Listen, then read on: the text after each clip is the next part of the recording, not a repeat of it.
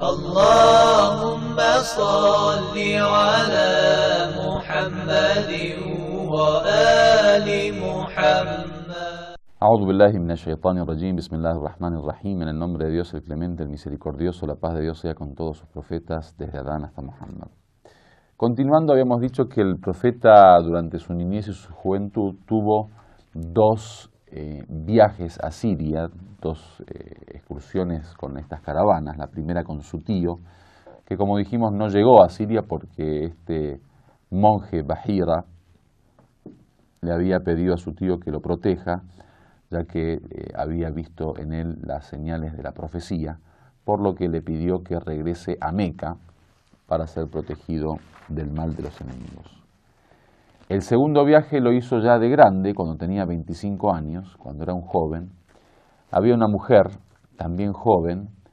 que se llamaba Khadija y que era famosa porque venía de una familia importante, aristocrática. Tenía ella mucho dinero y era, digamos, rica, y además era una gran comerciante que tenía caravanas que viajaban y constantemente comerciaban. En uno de estos viajes que manda uno de sus empleados, digamos, con esta caravana, el profeta Muhammad sale de viaje con esta caravana para comerciar, lo cual esto habla también de esta dimensión material, económica y terrenal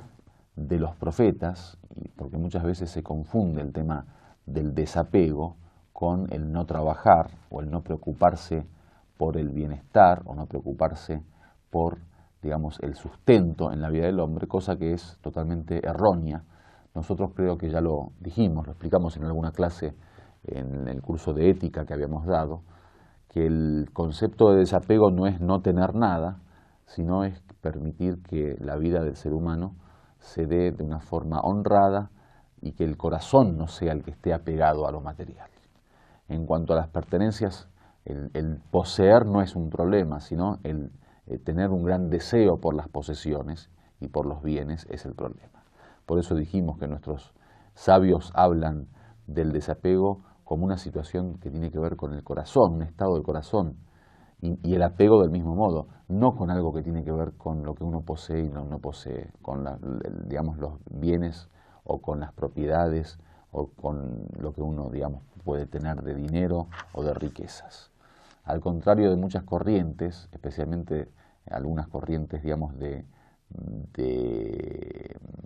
dimensión de izquierda o marxista, que en realidad ven el mal en la misma propiedad o en los mismos bienes materiales o en el mismo dinero.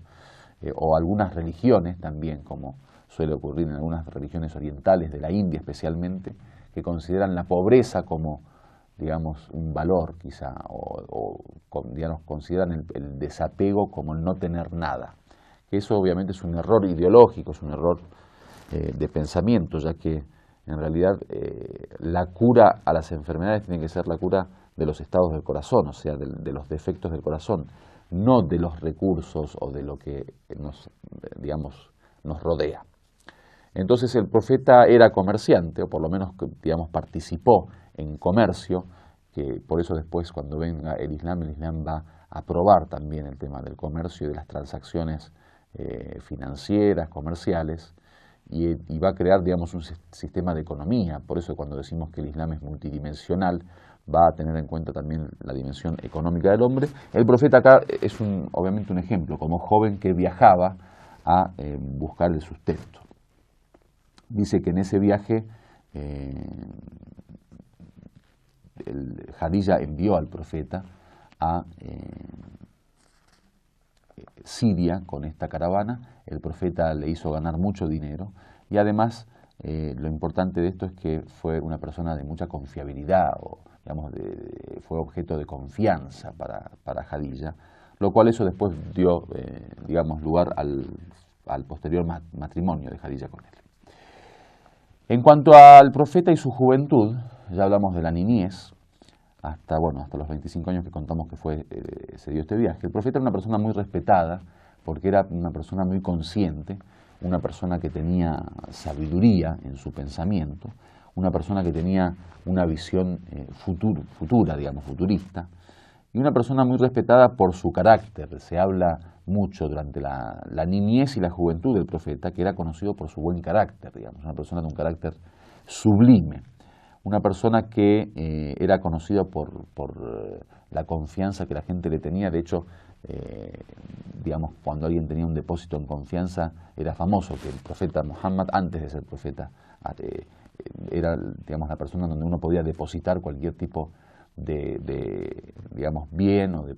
cualquier tipo de propiedad, que él era una persona, como le llaman, amin, una persona confiable. Y de hecho se hizo famoso por esas dos cualidades, as-sadiq al-amin, esos dos epítetos que le habían puesto, el veraz y el confiable, o sea, dos de estas características del carácter humano que él se había hecho famoso por ellas. Era una persona que era conocida por su intelecto, digamos, una persona racional, una persona que la razón, digamos, era quien gobernaba su vida y no los deseos o las pasiones, una persona recta. Se habla en las narraciones que todo el mundo lo conocía porque era de una rectitud impresionante. La gente de Meca y los Quraishíes, especialmente la gente de Quraish, habían hecho del profeta realmente una especie de referente, ¿no? Y era un criterio de moralidad, a tal punto que en la historia aparece que muchos de los problemas que tenían hay veces, y digamos de los pleitos, de los conflictos, los solucionaban ante el profeta. El profeta era conocido, digamos, como una especie de joven juez que solía lidiar, digamos, estos problemas o, digamos, tratar de solucionar estos problemas en la época del Jahiliya, en la época de la ignorancia. Era una persona que no se dejaba llevar por sus pasiones, por sus deseos, una persona que además dicen que no hablaba bien de alguien simplemente para quedar bien, o no, digamos, tenía un trato con la gente nada más de apariencia, sin sentirlo en su corazón, por ejemplo. Y dice que al fin y al cabo tenía sus experiencias, digamos, por lo cual la gente seguía muchas veces su consejo. De hecho, dicen que participó en dos cuestiones fundamentales antes de su profecía. Uno es el Helf el-Fudul, un pacto que se hizo, digamos, entre los grandes de Quraysh, que representaban a las diversas tribus de la Meca, por una serie de problemas que existieron, que después vamos a hablar un poco más en profundidad sobre eso, y también participó en la reconstrucción de la Kaaba, ya que en un momento la Kaaba había sido destruida, que después vamos a hablar también en la próxima clase, y él participó de la reconstrucción con una historia muy interesante que también vamos a contar.